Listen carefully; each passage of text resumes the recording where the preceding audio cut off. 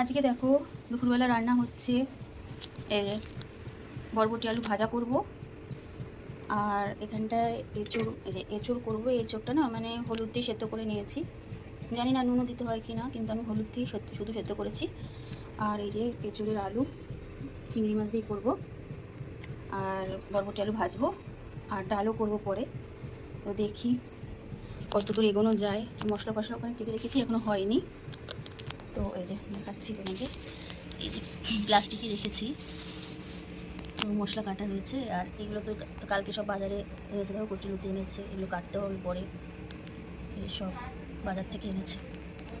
হয়ে গেছে, আর বরবটি আলু ধোয়া আছে। এই যে ভাজাটা ভাজা বসিয়ে দিচ্ছি, আর এক জায়গায় কেটে দিয়ে একটু চিংড়ি দিয়ে করবো।